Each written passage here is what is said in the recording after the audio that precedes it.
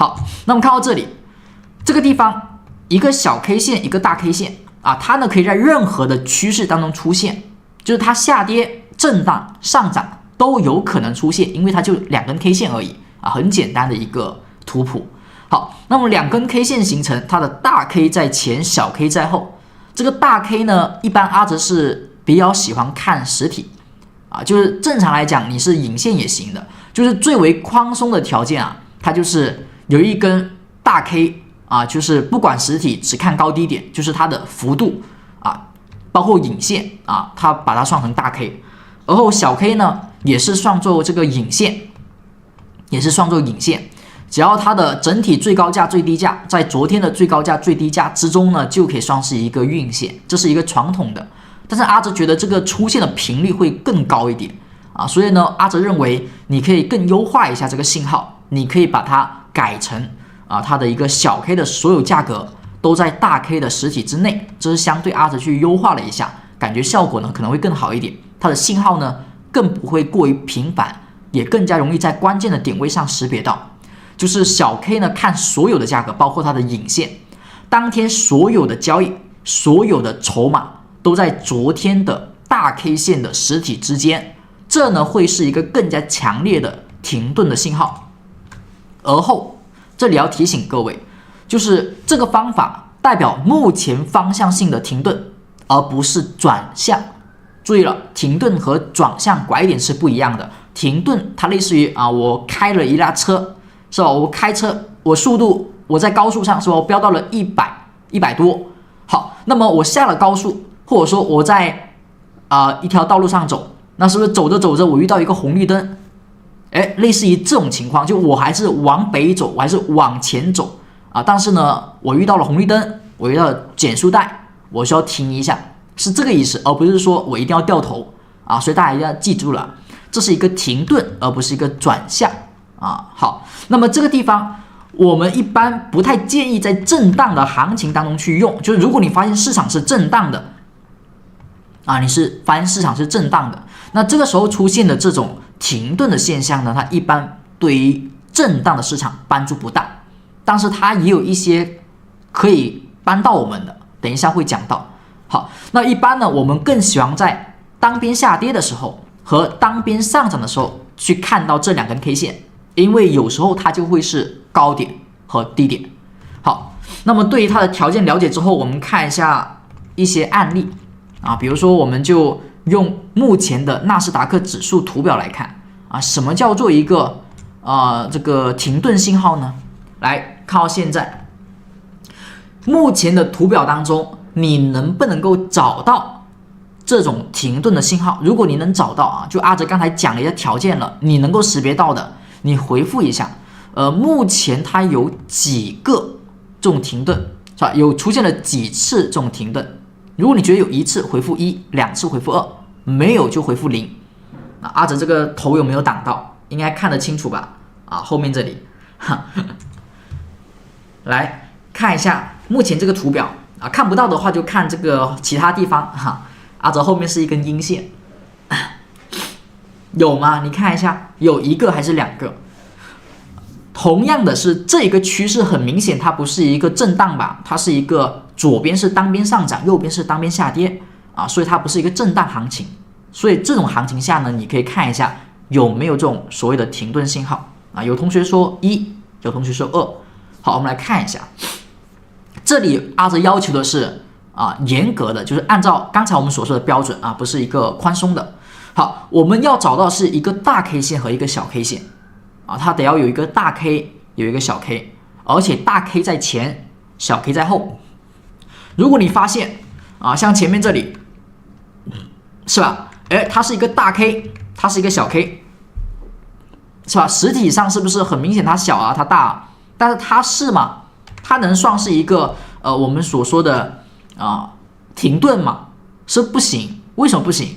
因为它们并没有完全的重合，像这一根 K 线，它的低点，它的下方是不是有昨天没有的价格，是吧？它的底下的影线是有一部分昨天没有的价格，那它就肯定不是一个停顿了。那你看到这些位置，是不是也有一个小 K， 也有一个大 K， 有一个小 K， 有一个大 K，啊。那你说这两个是停顿吗？那肯定也不是停顿啊，因为它两者之间的重合是不是只有重合这么一点点啊？所以它不是一个我们所说的停顿。那包括这种位置，那基本上呢就类似于加速了，有个缺口了。好像这些呢，你说它是一个停顿吗？就不是停顿，因为它的价格有它所没有的，就不是停顿。好，那我们看到这里，哎，有同学说，那这个是吗？是吧？这两个价格，哎，这一天的价格，昨天是不是也是有重复的？但是问题是底下的这个价格昨天是没有的啊，所以呢，它也不是我们所说的晕线。我们的晕线要的是今天的价格在昨天的价格之内啊，今天的价格是昨天出现过的，好，这样才行。好，那你会发现的是哪里是啊？这里是不是有一个小 K 线？这里有一个大 K 线啊，有一个小 K， 有一个大 K， 顺序也没问题。好，小 K 线的价格是不是都在昨天大 K 线的区间里面？就这一天小 K 的所有价格，昨天都出现了，而今天又出现了。有同样的一批人在同一个区间价格内连续2天都在交易同样的筹码，为什么呢？是你不喜欢你手中的筹码昨天买了今天涨吗？你不喜欢做空的同学今天做空的明天下跌有利润吗？不是吗？那只能说明多空在这里呢并没有一股力量能够导致价格继续推高比昨天高，或者说继续降低比昨天低，所以它呢维持在一个区间内，这是一种多空的短时间内的权衡啊，平衡在博弈，没有人敢轻易的去踏出那一步啊！我以更低的价格，我以比昨天实体比昨天最低的价格，我再去做空啊，或者说我再去看涨，我用比昨天最高的价格我去买进，是吧？没有人敢这么去做，因为大家都不清楚啊，不想做这个领头羊。好，那这种情况下呢，它就形成了一种我们所说的晕线。好，这种情况出现呢，我们怎么去处理啊？一般来讲，阿哲是比较喜欢去看到这个小 K 线啊，因为小 K 线的区间它是再次博弈的区间。就昨天这根大 K 线呢，是不是我们还不太确定啊？它是不是停顿？那第二天确定了是停顿了，而它给了你一个价格区间是这个区间。好，这个区间是不是在昨天的区间筛选下来的？是吧？昨天的筹码是更多啊，这个空间更大，而这一天呢再次做了一个筛选啊，所以小 K 线的区间呢，它有一定的指明方向的一个意义。大 K 线呢也有，但是大 K 线呢可能有时候我们会比较晚用到，所以小 K 线的一个高低点是做了2次筛选之后的筹码的价格区间是再次被人定义的。好，那么就有人在这根小 K 线的高点之上就不敢再去看多了啊，不敢呢再出更高的价格了。那有人呢在这根小 K 线的底下呢就不太敢像昨天那样的，昨天是不是还有人在这个底下去卖出买进啊？哎，到了今天不敢了。好，他不敢去超出这个高点，超出它的低点。好，那我们就认为了，如果有人能够去提前的把收盘价收到这上面，是不是我们可以认为大概率这个停顿后续还是多方占领优势的呀？你虽然说不能说100%啊，这里突破了就一定后面就是多方赢啊，但是你会知道大概率事件这里还能够上涨。感谢月亮同学的贴纸啊，谢谢我们同学对频道的支持。好，我们就知道了，如果股价真的是空方比较强的话，它应该收盘收在这之下。我们是不是有一个方向上的肯定，或者说方向上的一个判定了？虽然说很难做到100%，因为没有100%的技术啊，不管是基本面还是技术面都不可能100%。但是我们就知道了，这个地方一旦出现某种现象，它的方向大概率是确认的。而你会发现，是不是他们虽然盘中有冲高，但最后还是没能够把最终的定价定在这之上。好，股价呢后面还是陷入了盘整，就说明这2根 K 线的价格最后收盘还是在这个区间内的，就依旧是在一个权衡的状态它还在盘整。好，而后到了这一天，是不是收盘价直接你看开盘就把它给跌破了？我们说这是一种加速的现象正常要关注就是一个晕线，一个停顿之后，如果再加速，那一般加速的方向就是选择的方向它呢会比收盘可能在这之下和之上呢更加具有这个意义，因为前面是停顿，而后又加速，是吧？停顿后的加速一般就是确定了我在一个十字路口中我停下来了，好，这个时候呢是不是红绿灯我要左转、右转还是向前？那这个时候我还踩了一下油门，我要掉头那这个时候是不是大概率方向是没有太多问题的？大家选择了一个向下的方向当然这里可能偶尔会出现低开了，但却收阳这个时候就要相对来说更扑朔迷离一点。但如果低开而后继续是下跌的，那基本方向就知道了，前面涨到这里方向后续要选择下跌。那是不是正常的表现下正常的股价的运作，后续这里是不是建了一个高点？而建了高点之后，还有没有出现这种晕线了？这个下跌还有没有停顿了？是不是很多时候就不停顿了？你看到这里，是不是正常来讲高点在降低低点在降低，还有停顿吗？昨天的价格就正常一个多头的当天走势，就今天的价格应该昨天是有不出现的。就比如说我看空第二天出现的价格是不是比今天更低是昨天没有的低价，这说明空方就很强势嘛，方向是向下的你看这里是吧？今天出现的价格是有昨天没有出现的一个低价，那么是不是空方是延续的？包括这一天也是空方延续的。好，这一天股价出现上涨了，是不是多头开始有所反攻所以今天的高点的价格是有一部分昨天所没有的今天的高点的价格是不是有一部分昨天所没有的？当然了，这一部分价格呢，这一天是有的。所以为什么一般下跌当中的大阴线后的反弹，一般是以反弹来看待呢？就是你会发现股价涨是涨了呀，今天的很多价格是昨天所没有的，但它在2-3天前已经有人在这里去看空了，已经有人呢在这里去卖出了，觉得它不值这个价格。当前的市场它不应该在这个筹码有所进行一个上涨，所以前面的价格已经是有的。如果你发现股价是下跌后反弹，而左边的价格可能昨天是没有，是吧？我们这个清楚一下这个话太多了。好可能你看这个价格是不是昨天是没有昨天是吧？最高价格也是没有它的这部分价格的，但是前天有这种就是你再去观察 K 线的时候，你要看一下，虽然说昨天是没有今天有是多方强势是多方强势，但它这种强势的背后，你只能看到它是一个日内的表现，因为在2-3天前呢，短线来说，这个地方是不是曾经在这里是早就有的价格了所以股价后面大概率下跌中这种行情的反弹它呢还是容易是下跌的。这边又出现了一大片的价格是昨天所没有的左边也没有左边短期也是没有的。你左边有的时候是什么时候1个月前的事情了，是吧？你会发现正常这种就是空头的序列空头的序列。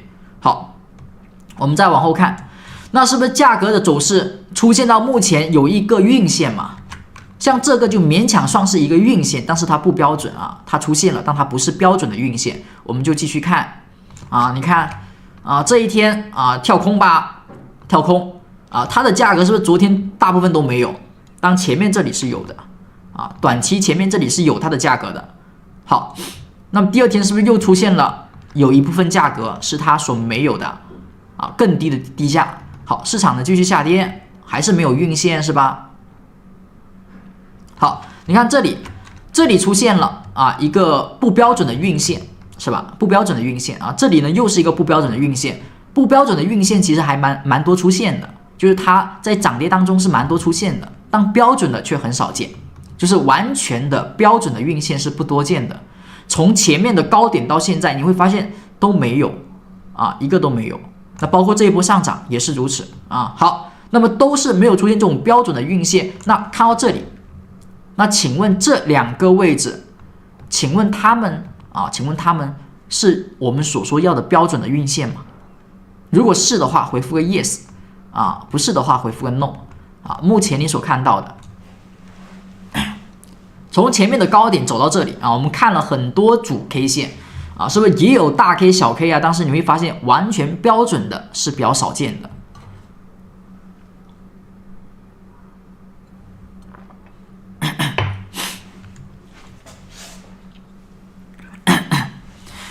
好，那是不是它就符合了？为什么符合？因为它的这根阳线的最高和最低，是不是都在昨天阴线的一个实体之内？大家注意了，这2根 K 线啊，只看实体啊大小和区间的范围，不看阴阳。一般我们不看阴阳。好，那么现在我们来这个画一下，就是我们来画一下它的区间。那是不是价格走势它这里应该是停顿啊？左边是单边吧？我们说单边行情下出现的停顿会好一点，就左边是单边是毫无疑问的啊，单边的强势上涨，好，出现了一个停顿。好，那么停顿的话，我们是不是知道了第二天的价格有经过筛选的？它是蛮关键的啊，它是蛮关键的。如果收盘价能够首次收在它之上呢，我们认为它更有可能还能够上涨，它这里就是一个上涨的踪迹。好，那如果呢收盘价收在它之下呢，那我们就认为呢，它这里有一个拐头的迹象，容易拐头啊。我们往后看，那你会发现后面有突破吗？是没有突破，而后有往下走的迹象。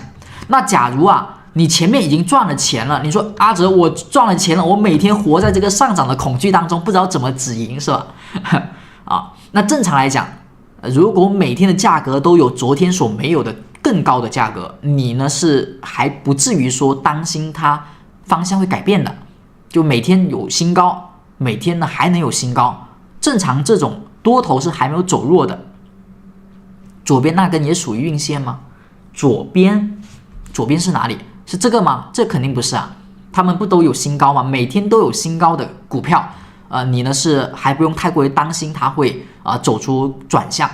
但是如果突然之间出现了一个停顿 K 线，你前面说阿哲我赚了很多钱了，好，那这个时候出现停顿 K 线，而后它没有突破，还慢慢的有点往下走，那你是不是要有一些获利兑现的动作？你不一定说非要等它跌破啊，因为股价上涨有停顿，你说这个时候我前面赚了钱了，这个时候我去卖出有问题吗？也是没有问题的。所以很多时候我们实战当中呢，你不一定说阿哲说要跌破才向下啊，它不跌破就不向下。没有必要去这么严格，或者说去这么死板的做交易。左边这两个不是，这两个是吗？是吗？它是负线啊，有同学说负线，它不是一个运线，运线得要是这里有一根和昨天比不是说这里和今天比不是的我们要小 K 在后，大 K 在前。好，所以这个地方你说出现了包线出现了这个运线，而后震荡，我这个时候卖出股票做左侧的获利了结是没有问题的你不一定非要等它跌破。好，因为你说我卖出之后后面突破怎么办？突破再买回来呗，是吧？反正前面赚钱了，你只是获利了结而已。好，那股价后面是不是逐渐的往下走呀？是吧？逐渐往下走。好，那到了这一天是不是突破去跌破了呀？收盘出现了跌破。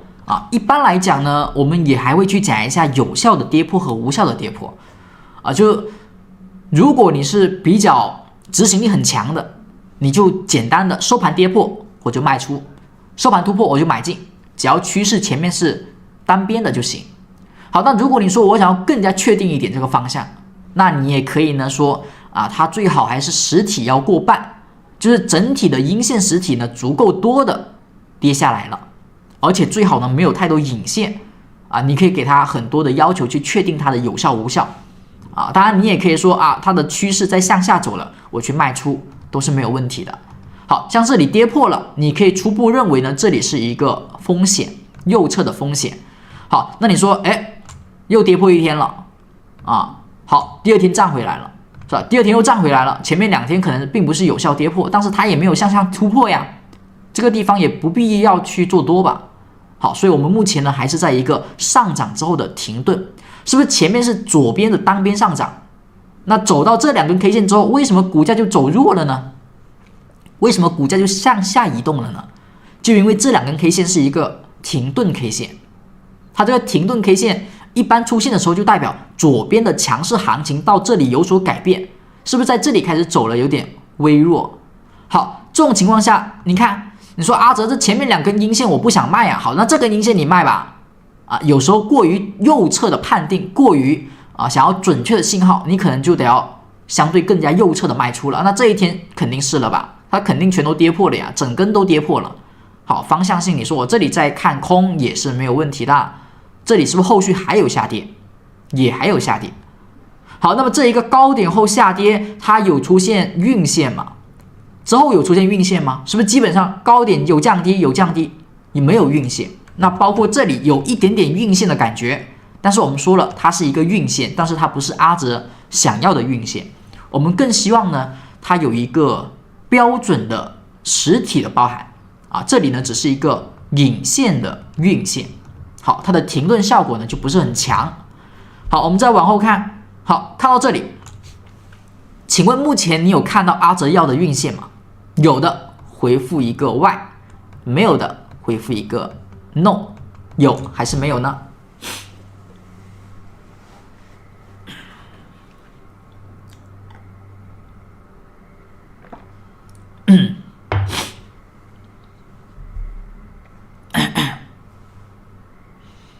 好，是不是有了呀？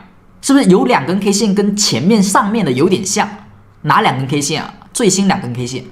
好，这2根 K 线和前面的是不是一模一样？它有一根小 K 线，有一根大 K 线啊。这里呢啊，它也是一根小 K 线啊，一根大 K 线。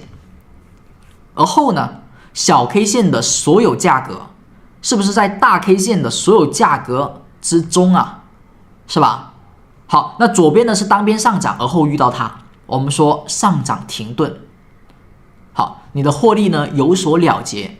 那如果是当边下跌遇到它呢，那我们是不是说，哎，这一个下跌走到这里是停顿？好，下跌走到这里呢，是我们要去注意的。这个停顿如果是真的见了低点，是一个空方踩了刹车，而后多方冒头了，那你要知道这里是机会，是吧？所以这个停顿它不一定是拐点，但是停顿呢是拐点的前置条件，它得要当前的方向先停下来啊，先停下来，而后才能拐。在拐之前，先得要目前的方向停下来才行。所以停顿 K 线它是拐点的前置啊，它目前先停下来了，那会不会拐呢？我们就要知道了，如果要拐，它得要向上突破，是吧？如果能够把最高的阴线给突破了，就更好了。如果晕线这根上涨大于3%，什么意思啊？这位同学应该是我们香港的同学吧？有一些说法阿哲是不太那个的啊，可能不太跟得上您的这个表述啊。您说的是3%吗？好，那么股价我们是不是说方向的选择是要突破，是吧？突破会更好，突破上面的最高点呢，就更加右侧的判定了。好，那我们看一下它的表现后续是怎么走的。这个地方股价后面出现第2天直接突破啊，一般越早突破越能够表示它的一个反转的意愿越强啊。好，那么这一天是不是向上的突破？那向上突破，我们说这个方向就应该是先向上看，如果向下突破呢，方向应该向下看。好，所以这个地方我们应该向上看，而后价格是不是也很顺畅的突破了最高的这个阴线的高点啊？突破了小 K 线的高点，我们说向上看。好，突破大 K 线的高点呢，概率性更大了，更加肯定我们的看法了。所以从这里开始，是不是前面的当边下跌走到这里，股价慢慢的上扬，是吧？我们说2根 K 线很简单，但是用好了也不差，用好了也不差。看到这里啊，这是之前大选前啊，大选落定是在这一天吧，如果没记错的话。好，那么这里是不是有一个大 K 线？这里又有一个小 K 线。好，大 K 线在前，小 K 线在后，而后小 K 线的高点被突破，它的低点没有出现有效的跌破，那我们就说方向性暴跌之后，当边下跌之后，这个停顿 K 线的方向应该是向上的，是吧？那你说我晚一点啊，这一天才买，是不是也还是有利润？好，那么我们看到这里，股价走着走着，这是最新的啊，我们最近的这波上涨了，从18598.87走的一轮上涨，纳斯达克指数。那这一轮上涨，它有没有出现一个我们所要的这个运线呢？这波上涨来看一下，就是目前你所看到的这一轮上涨有没有运线？有的话有几个你可以回复一下，就前面的不看前面的不看，就低点往上看，目前有几次出现了运线？有的回复一下有几个不是回复 Y 回复有几个，有出现了几次的运线这一次上涨。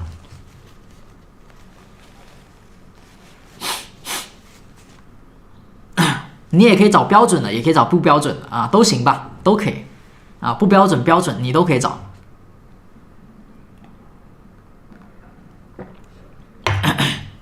好，那我们先看一下，如果是不标准的呢，那是不是我们说不标准的，我们先找不标准的现在阿哲先找出不标准的。好，什么叫不标准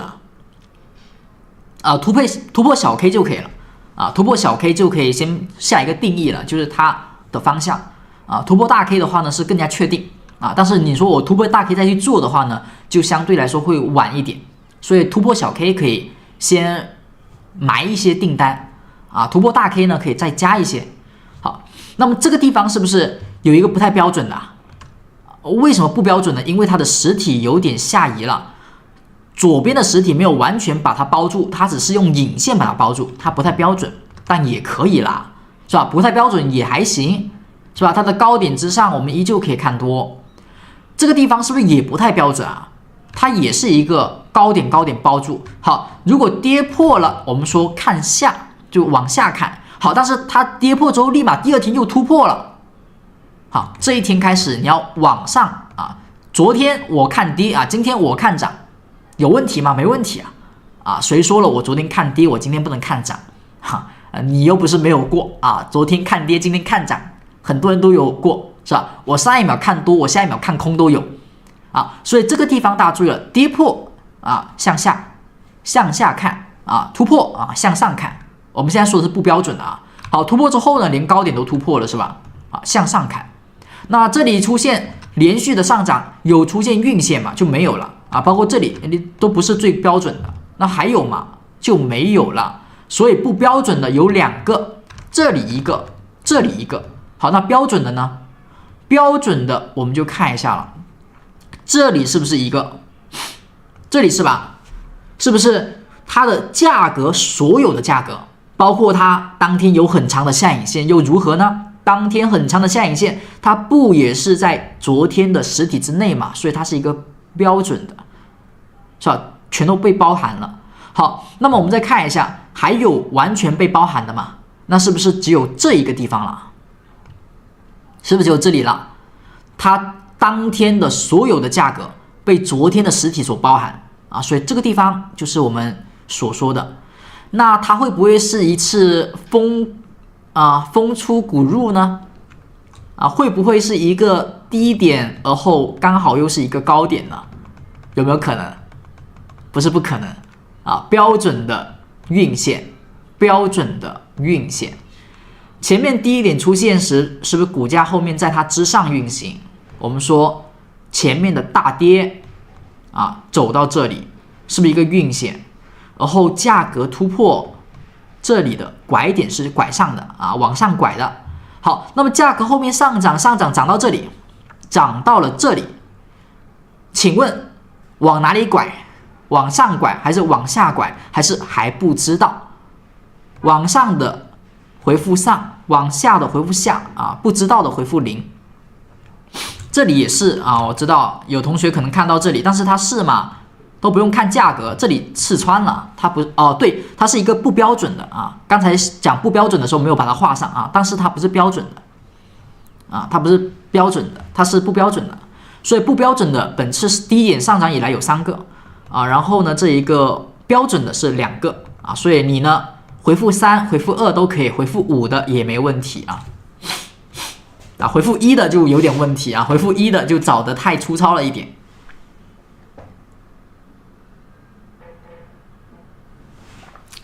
好，那么我们这里看一下，它很明显是没有方向的呀，目前有突破吗？没突破。有跌破吗？没跌破。所以目前是一个方向性选择。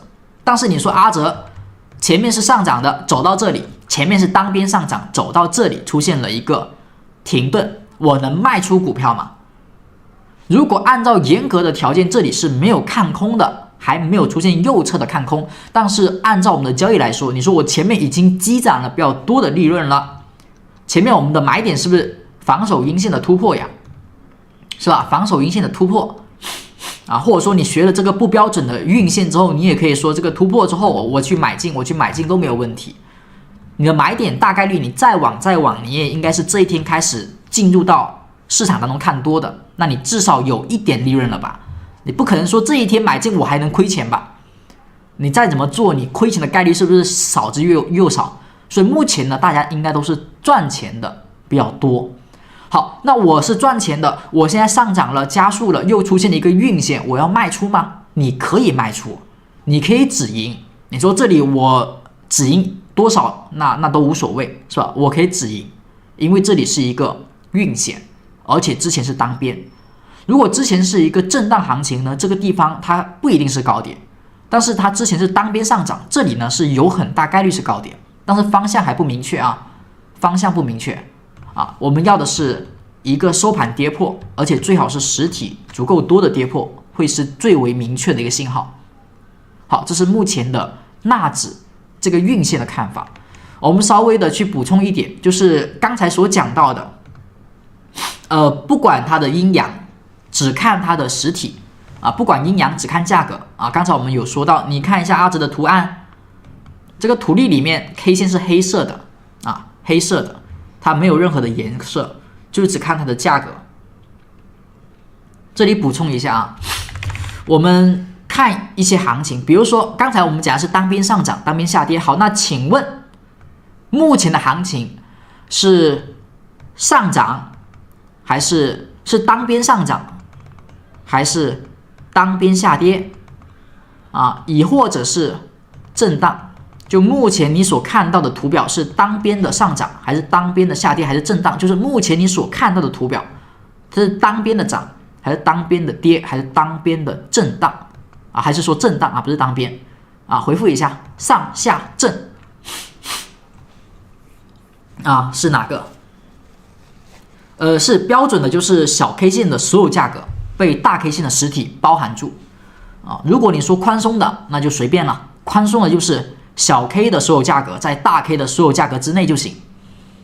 但一般就是我们看一下，标准的可能会好一点，是吧？它是震荡，那震荡的行情不是单边的行情，一般我们不太希望去用到这个停顿，因为它的停顿的效果一般会比较差。甚至会出现反向的情况。好，这里举个例子啊，就说阿哲，如果我震荡行情，我想要去看一下也行。那我们看一下哪里有啊？是不是这个地方？这里有吧？这里是一个，这里是不是一个小 K 一个大 K？ 小 K 的所有价格在大 K 的所有价格的实体之内。好，那么我们看一下还有吗？是不是这一天也是啊？小 K 大 K 啊，小 K 的所有价格在大 K 的实体之内啊。那么像这一个就是这个不是啊，还有吗？就没有了，好像是没有了啊。这是一个反包啊，不是一个运线啊，这是一个不太标准的，是吧？这是一个不太标准的，不太标准的就不画了啊。好，所以我们会看到这一个震荡行情呢，有两个标准的运线。好。但是它是震荡行情，那我们再讲一下震荡行情。如果你知道了目前是震荡了，它不是单边了，那很大概率震荡行情会出现一种情况，就是它的方向往往首先选择的是错的。哎，看到这里，震荡行情的特点就是它可能在选择跌破之后反而会止跌，选择突破之后反而会滞涨，因为震荡行情的多空力量呢是不够的。哪怕这里停顿之后，大家发现这里应该看空会比较好，我们空方开始变强，但是因为它在震荡行情，它的方向性是不明确的，所以往往首先选择的那个方向呢，一般它不是一个真正的方向。好，而且呢，选择方向之后，它一般也走不长远，好，这一天是不是选择下破了？第二天跌一天，正常你说这一天出现了，那我是不是应该往下看？最左边的为什么不是啊？最左边的它是吗？是不是阿哲头上的是不是这两根？它怎么会是呢？它不是一个长上影线吗？这两根是吧？这两根不是不标准的吗？它的影线穿过去了呀，是不是过了实体？影线穿过去了。好，所以你会发现是不是跌破之后空方有发力吗？发了一下就发一下啊，就没了。好，就发一下，好，然后就上去了，是不是？震荡行情某一个方向往往走不远，哪怕方向选择了，它也走不长远。